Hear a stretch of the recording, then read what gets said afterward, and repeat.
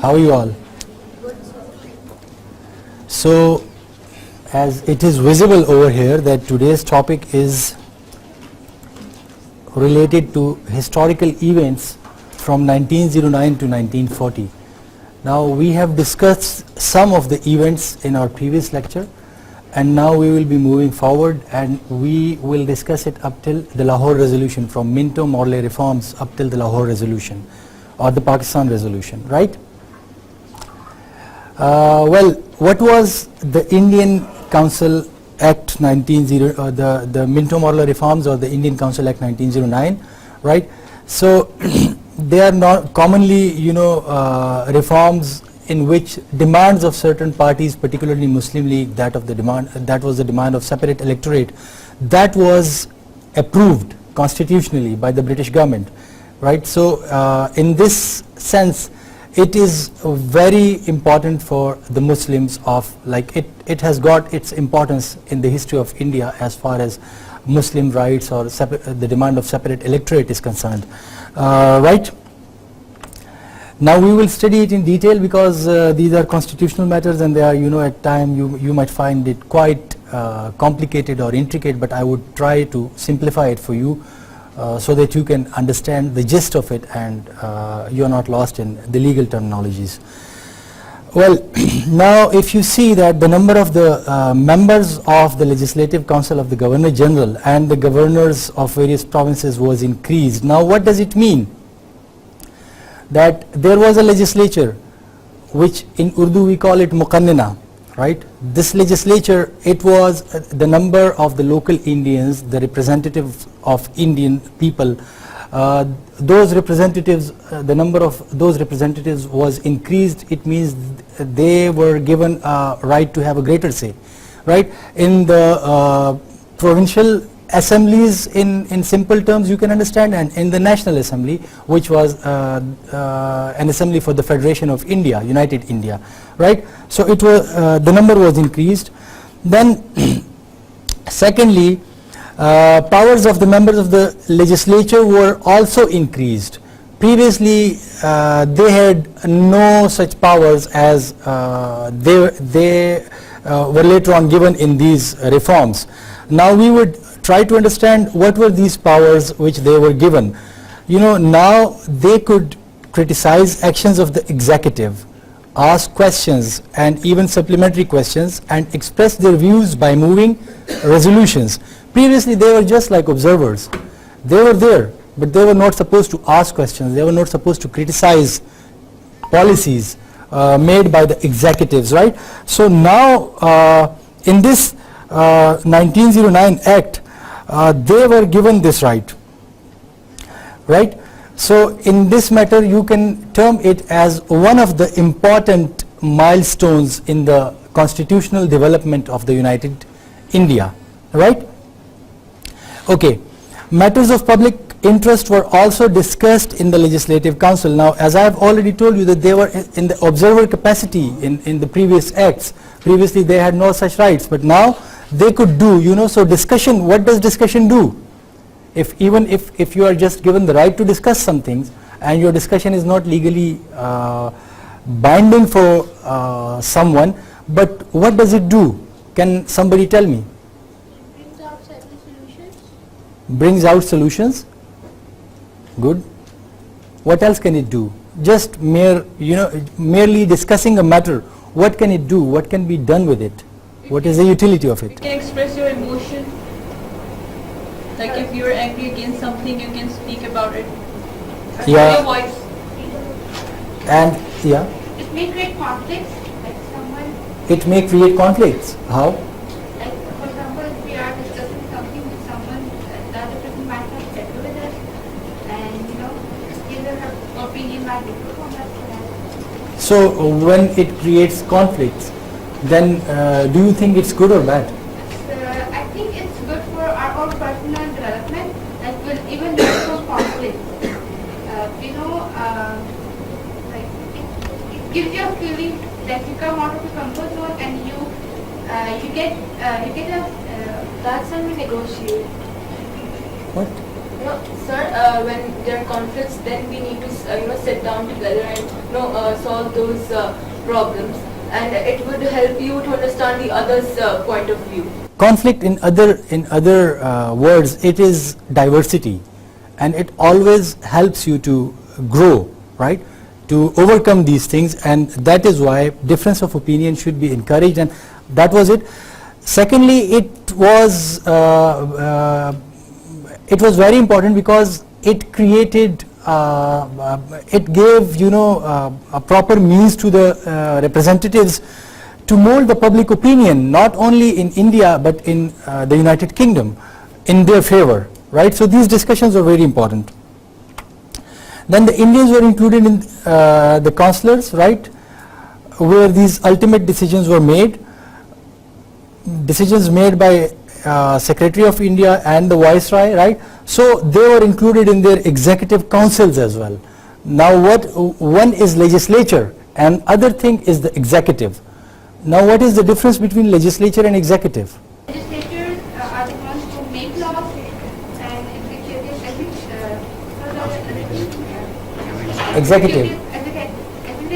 Are the ones who implement the law. Who implement it, right? Like for example, legislature is the ones they make law, and executives are the ones who execute it. So normally in parliamentary system, these executives, they come out from the legislature.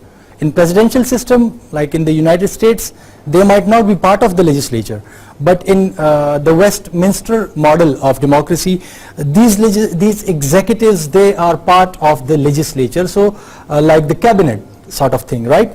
So they were included, the Indians were included in that as well, right? Before these reforms, they were excluded from such councils, right? So again, for the first time, the demand for the separate electorate, now it is related to the Muslims, right? That was accepted by the British government in the 1909 Act. A constitutional recognition of the separate electorate was great achievement for the Muslims. Muslims could now have their own representative members at the legislative councils. They were to be elected by the Muslim voters or the Muslims alone, right? So this is an achievement, a constitutional achievement for the Muslims. And you know that, just a few years back, Muslim League was formed. And in the similar deputation, the British government, the Viceroy, they just agreed that they would concede to this demand of separate electorate. Now they just materialized those things in the constitution, right? Now the Indians were, what was the overall thing about it? The Indians were not satisfied with these reforms. Like for example, strict qualification of the number of voters was there, right? And property and education qualification was there. So in order to become a voter, you needed to have some sort of, qualification for that. That was, they were excluding, in this manner, they were excluding the masses, most of the masses, but a certain community or certain groups, they were included, they were given this right. So that is why the Indians were not satisfied with it. What was the consequence of it? That the number of the voters was restricted, right? The system of election, again, it was indirect. Now I will explain what indirect, but I have already explained it. The members of the local bodies, which we call local governments in modern day, or in which is implemented in Pakistan as well, up to some extent. So these local bodies were elected by the people. Now those who were supposed to cast vote, they could only elect these local body members, right? In turn, the members of they were like electoral college members, right? So the members of the electoral college were elected by them. Then this electoral college, which was elected by the local bodies, then they could,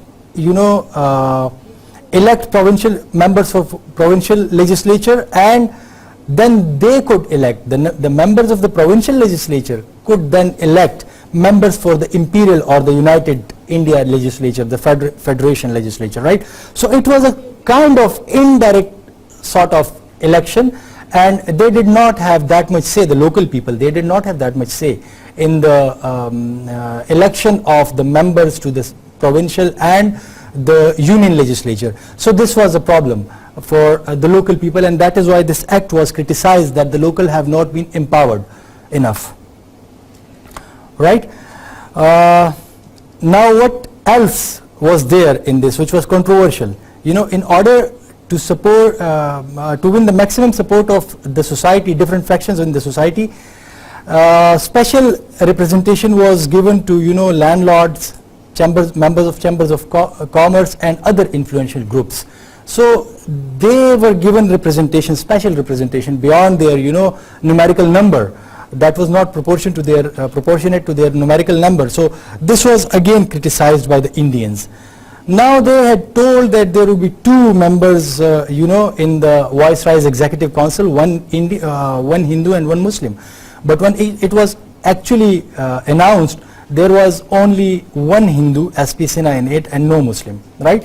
Then they pacified the Muslim sentiments that, okay, next time we would, you know, just include one Muslim as well. But at that time there was one Muslim, but the Muslim they were overall happy, because they thought that separate electorate is in itself an achievement, you know, even if we ignore this fact that Muslim has not been included in the Viceroy Council. Okay, now criticism, because when you critically analyze something, then you come to know about, you know, its merits and demerits. So responsible government, this was the demand, that a responsible government should be given to India, but that was rejected. Now can anybody tell me what is a responsible government?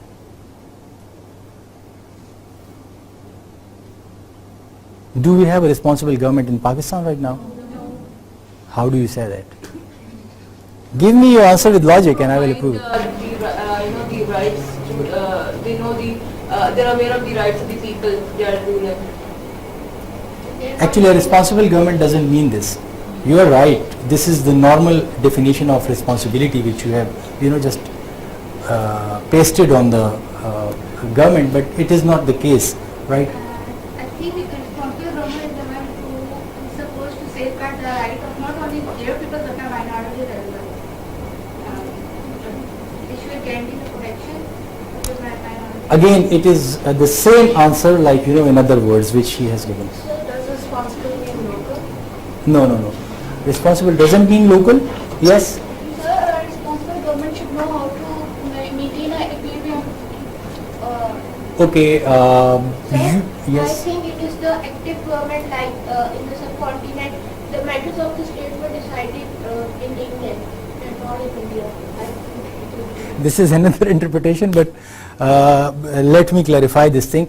Responsible government is the kind of government which is responsible to the legislature, right? For example, if the government takes any wrong decision in policy making and the legislature makes that government accountable, you know, even if that is a minister, you know, so that minister should resign then as a result of that. If this is the cabinet, the whole cabinet should go down, because that cabinet is responsible to the legislature for its acts, right? So this demand of a responsible government was not approved, and you know that there was a Viceroy Council and the Governor General Council. So these councils were kind of governments. They were running the government. The whole show was being run by them, right? But they were not responsible to the legislature, which was comprised of Indians. Even if they take a wrong decision, the Indians, the member of the legislatures, they were not supposed to bring them down by constitutional means. This is what it means, right? Okay, importance of the landlords, industrialists increased, which was resented by the common Indians. This was again another criticism on it, that this much importance shouldn't be given to these people. The local people, they were not satisfied with this thing. Then restricted franchise, you know, already they had given a lot of importance to these. Qualification was placed for the voters as well. Secondly, women were not given the right to vote. So they had restricted the franchise. The number of the voter was quite restricted, and it was manageable for the people sitting in the government to manipulate, right? So this was some of the criticism, some of the major criticisms. Okay, what was the Hindu reaction towards it? You know, they just demonstrative campaigns, they staged these campaigns against this act. First of all, they were not even willing to accept the separate electorate for the Muslims. Then there were other flaws in it, as we studied in the criticism. So they were not happy with it, and they were just agitating against it. They were against the separate electorate, as I have already mentioned, and they just demanded that it should be withdrawn, right? Muslims, on the other hand, they welcomed it, though they had some reservations, but mostly commonly they were welcoming towards it, because they got the right of separate electorate for themselves. Okay, before that, you need to remember that during our previous class, we have studied something regarding the partition of Bengal and then the annulment of the partition of Bengal, right? So that is why we are not touching upon that issue right now. But when the Act of 1909 was passed, Bengal was still partitioned, and the partition was not annulled. So one of the factor for the Hindu agitation against this act was that as well. Now we have discussed that, so that is why we will not be discussing the partition issue in this class. We will go forward, we will move ahead of that.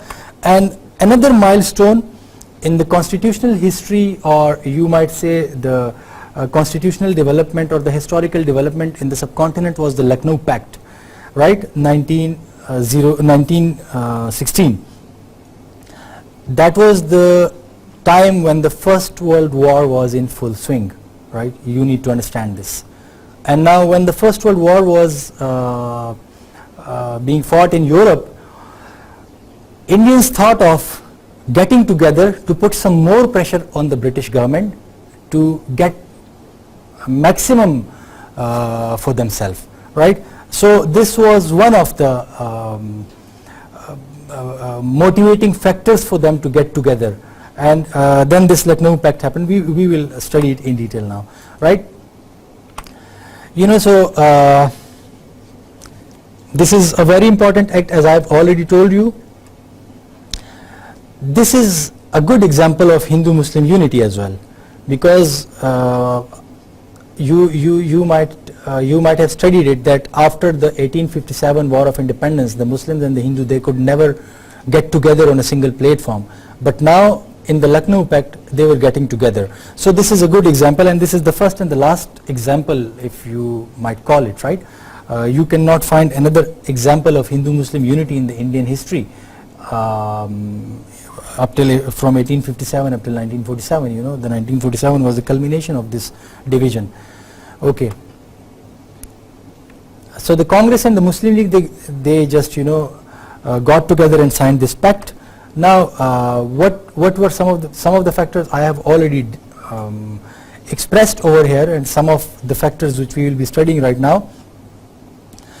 The Muslims, British relation, they were not good, because the partition of Bengal was annulled.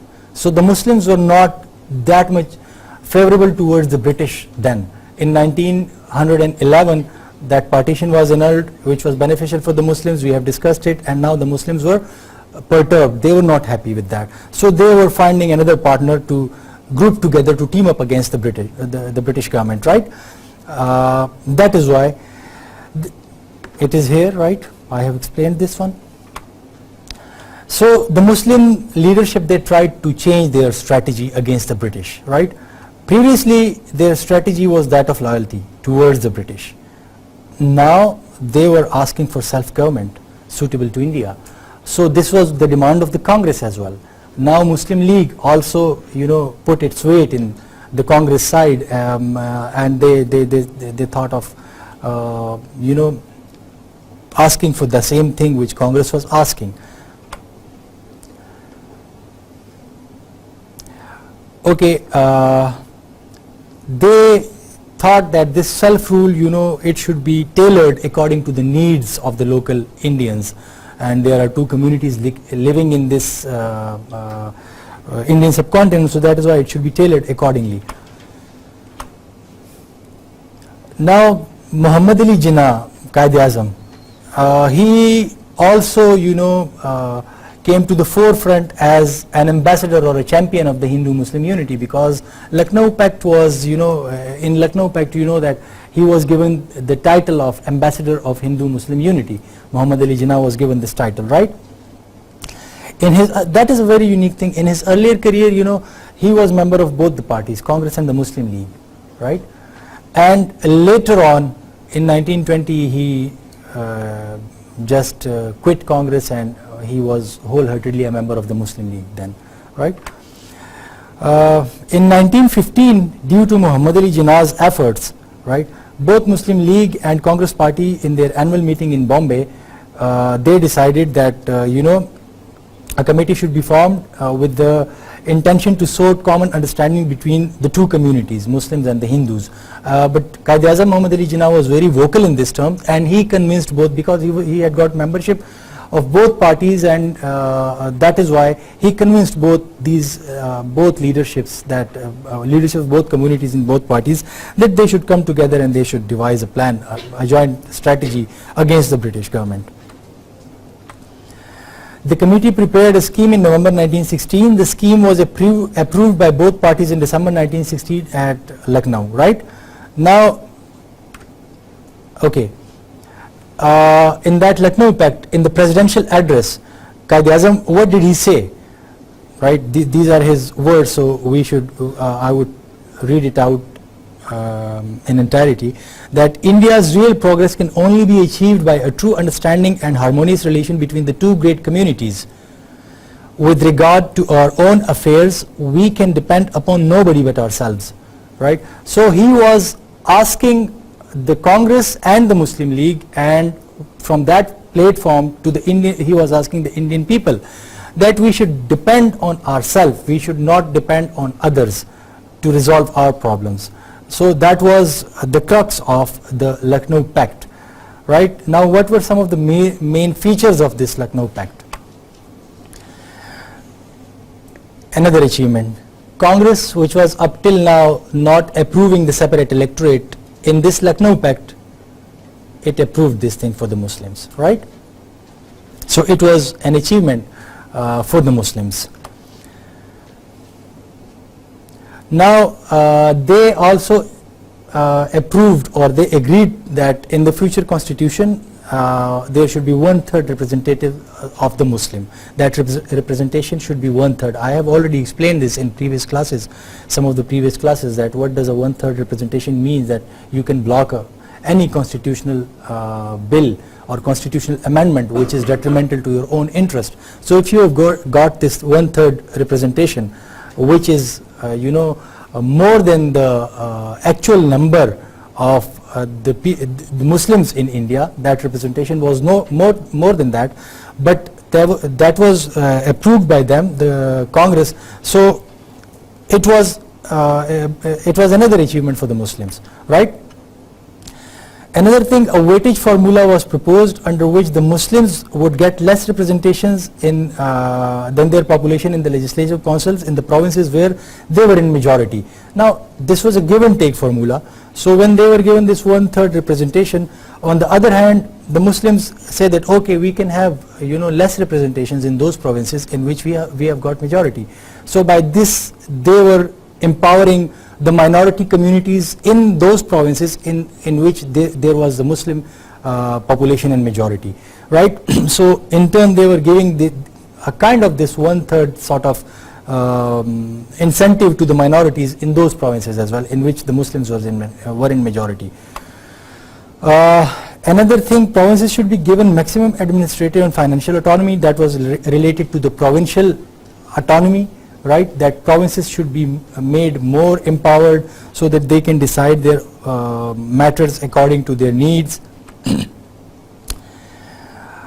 Now, elections should be conducted on the basis of general adult franchise. In the 1909 Act, we have just discussed that the number, there was certain qualifications for the voters, certain segments like women, they were excluded, they were not given the right to vote.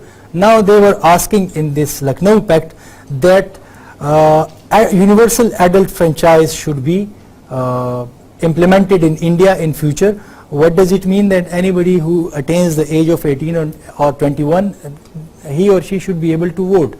You know, he should not be a member of the industrial class or the landlord class or other groups, or he should not be necessarily a man, you know. But if a person is of 18 or years of age, that person should be able to vote. This is what it means, right?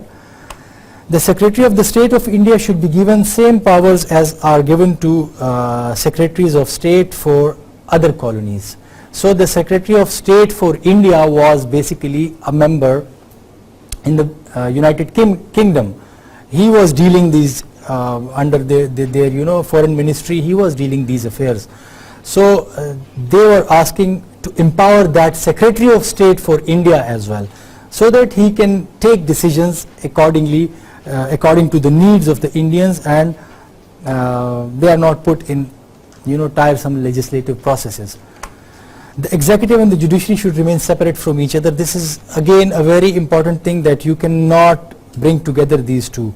This is, you know, this might not in that strict term, but this is a separation of power.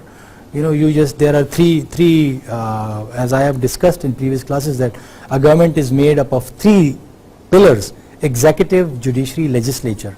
Now they were asking that this judiciary should be separated from the executive, because if judiciary is, you know, not separated from executive, then this judiciary might take decisions in favor of executive, though the executive might not be right at that time. So they were asking that the judiciary should be separated from executive, and executive was the councils. They were talking about these councils.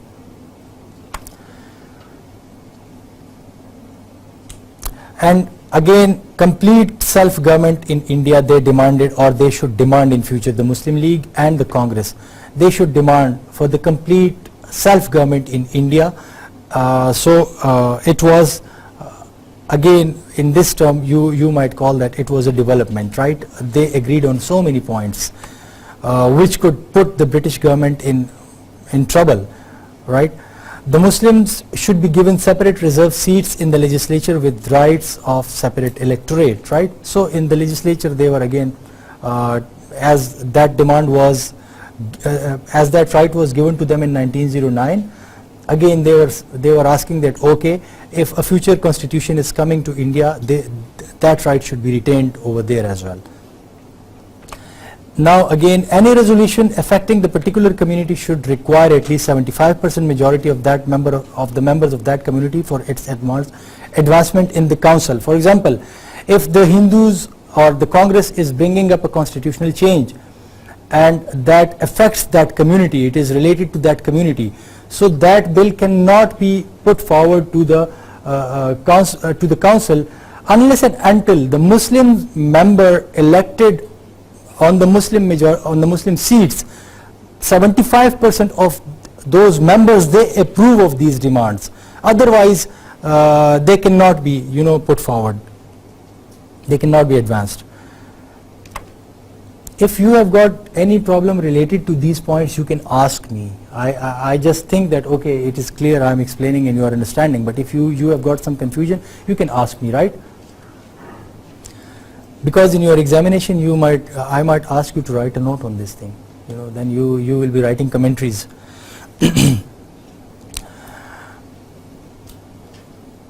Okay, now Muslim League, what did it give to Congress, right? Withdrew from the demand that the Muslims were in majority in Punjab and Bengal. They were in majority in Punjab and Bengal, but the Muslim League withdrew from that demand, right? Till now, was the separate electorate actually given to Muslims, or was it only with Muslims? No, it was given to Muslim in the 1909 Act. It was. Why was the approval of Hindus needed?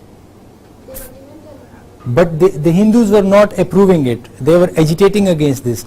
Now when they came together with the Muslims, they approved it, that okay, we would not dispute this thing now. From now on we would be giving you this right, but we should come together, right?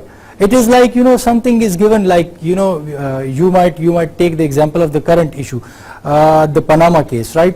The court decision has been given, the verdict has been given, but different people, they have their own opinion and they are still agitating against it.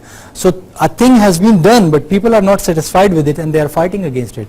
They are speaking against it, right? So it was the case in this as well. Something has been done, but a community was not happy with it, so that community was agitating against it. They were asking them to roll back this decision, right? Okay, what is the importance of this pact now? Lucknow Pact was a great achievement of Hindu-Muslim leaders who were successful in offering for the first and the last time, right? Now it was a mutually acceptable solution of Hindu-Muslim problem in the United India. Both these parties agreed to this solution, and it was, in this regard, it is of great importance. Now it appeared to be of special significance in the history of India. It was the Quaid-e-Azam who had always been a staunch supporter of the Hindu-Muslim unity. So this thing which was envisioned, that Hindus and Muslims, they should live together in India with unity, in harmony with each other. Lucknow Pact was somehow trying to make it materialize, right? Okay, the scheme provided for a substantial step taken halfway towards the establishment of self-rule in India. This was a stumbling block for the Indian people, that they were not coming together, and that is why the self-rule demand was not being approved or accepted by the British. But now when they got closer and they agreed upon a lot of issues, so you can say that they were heading towards the achievement of this self-rule, because in the face of this demand, ultimately it was seen at that time that the British government would agree to this self-rule demand, because in the face of this unity, right? Okay, the Congress for the first time accepted the demand of separate electorate. Again, you might call it, you can include it in your answers, that it was in this regard quite important. Protection for the Muslim political right was given, so protection was given to them, so it is again in this aspect it is important for the Muslims. Muslim League was accepted, its separate status was accepted by the Congress, right? So it was because previously they were saying that, okay, there is only one party in India, and that one party is the representative of all of the nationalities in India or the Indian nation, but now they were approving Muslim League, they were accepting this Muslim League as a political party. So it was another achievement in this regard, right? Okay. As I have told you that it was a give and take sort of thing. The Muslims just gave something and they gained something out of this Lucknow Pact, right? In the shape of Bengal and Punjab, though you might call it that the Muslim were losing something, they just agreed that, okay, we would not be asking for proportionate representation for because these are and we would not be calling them that these are the Muslim majority provinces. They lost this thing, but in return they gained a lot of other things as well. So this is another, you might in this you can call it that this was the achievement for Congress. This thing, it was an achievement of Congress, but when we call it, when we write something about the importance of Lucknow Pact, we cannot ignore that Congress was also a huge political party, and it also gained a lot out of it. So it was a win-win situation, you might call it, for both parties. Okay, I think that the scheme of representation for the Muslim community in the central and provincial legislature as embodied in the Lucknow Pact was generally followed in the upcoming reforms, in 1919. Montague-Chelmsford reforms. So we will study that afterwards, right? Now, yes, please. The British were acting as a judge between Muslims and the Hindus. and the British came up with the motto that majority is the authority, and Muslims were the majority. So still, why didn't they get more, and Congress was able to have the upper hand in the pact? Okay, your question, if I can appropriately rephrase it, that you said that the British were of the opinion that majority is the authority, majoritarian rule. You mean to say that, and then you say that the Muslims were in majority. Why they were, approving Congress demands? It is not the case that the Muslims were in majority. When you put the Muslims in comparison, when you compare the number of Muslims with the number of Hindus in India, Hindus were in majority, and that was why the Muslims were fighting for separate electorate.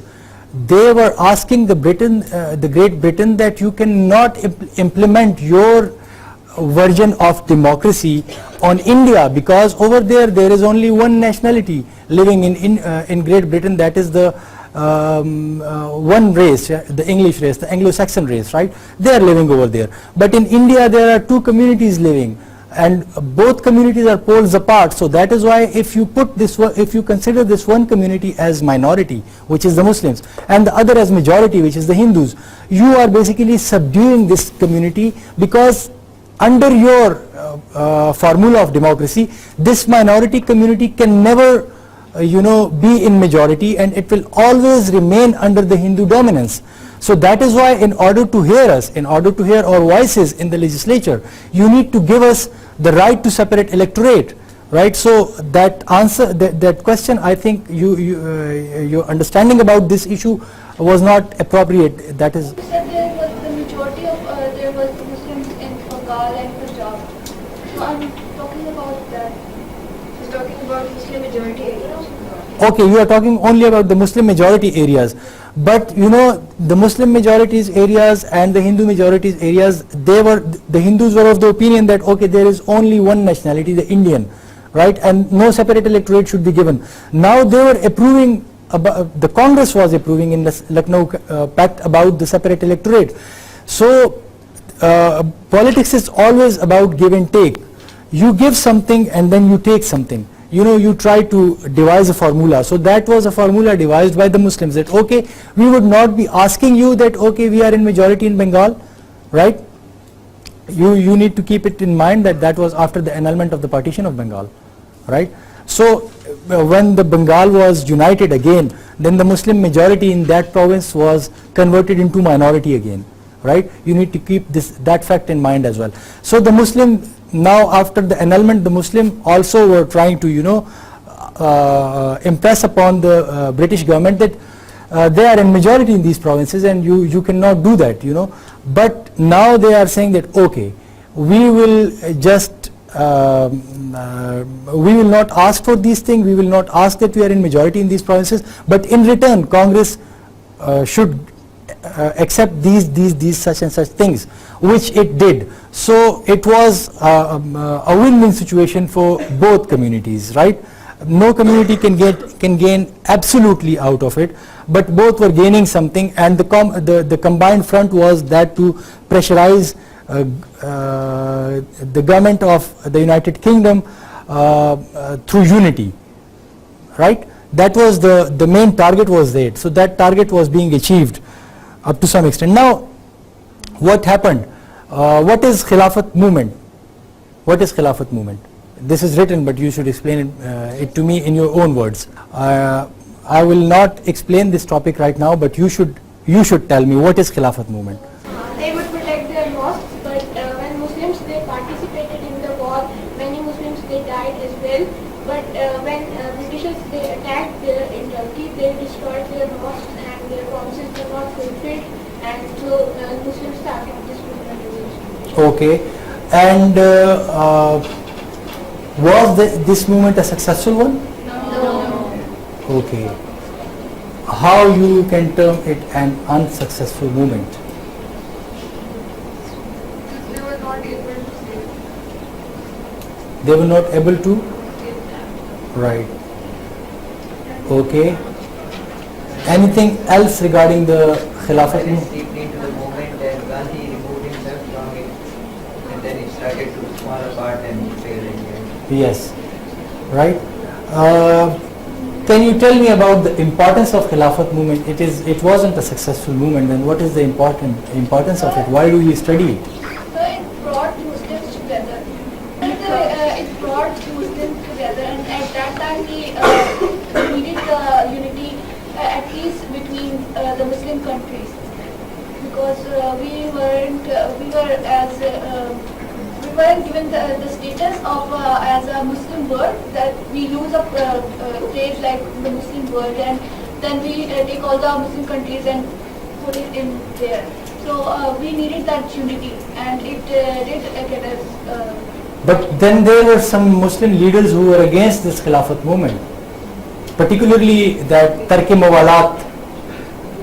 You know about Tark-e Mawalat, right?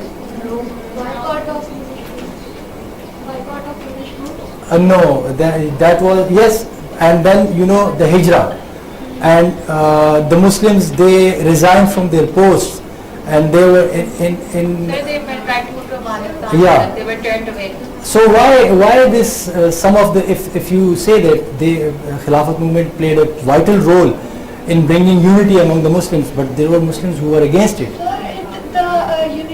The outburst was mostly emotional. The Muslims were uniting on an emotional base, because they wanted to save their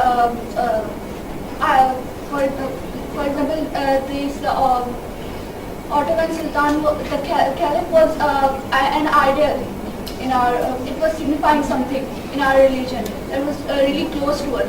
So, but the leaders that were opposing it, they had political reasons behind it. They were saying that what was favoring them. They weren't connecting with us on that emotional basis. They were being more. So, okay, now there are two sets of beliefs, right? One is that those kind of Muslims who say that, okay, come what may, we will have to go to Turkey and we will have to save the Ottoman Empire or the Caliph, right? The other set of Muslims, they were saying that, no, you should not go to Turkey. What should you do? We should protect ourselves before we meddle outside. We should make ourselves strengthened first, and then we should fight for others. You should, make your house in order first, right? And then you should go somewhere else. And what was the social implications for the Muslim community living in India of this Khilafat movement? Socio-economic impacts of Khilafat movement for Muslims in India. After they left all of their posts and government positions, they couldn't go back while the Hindus stayed on to them. So when the Khilafat movement ended, Muslims were left with nothing. Right. So Muslims were, in other words, made impoverished by this Khilafat movement. They could get nothing out of it, but they lost a lot of things, and they couldn't reach Turkey. They couldn't save this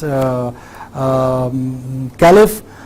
They couldn't do anything. In return, the British government was also made against them. So the Muslims did not get anything out of it. Pakistan, All India Muslim League, it was against it. Some of its leaders, they were against it. They were asking the Muslim not to go, focus on the Indian front, focus on this front, and we can, if we can pressurize the British government in India, it might, accept our demands for Turkey. But if we are just going there to fight, so we cannot achieve anything out of it. This is what exactly happened, right? Another lesson which we can draw from Khilafat movement is that it was the outcome of international events, right? And the British government, it was a great power at that time, right? So it was fighting on many fronts. So India was just one part of its strategy.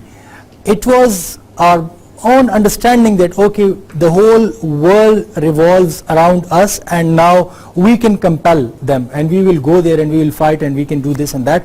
But this did not happen. So it realized the Muslims of India about their real worth in the Indian subcontinent, right? And then it strategized they strategized their future steps. They never went for such kind of ventures again.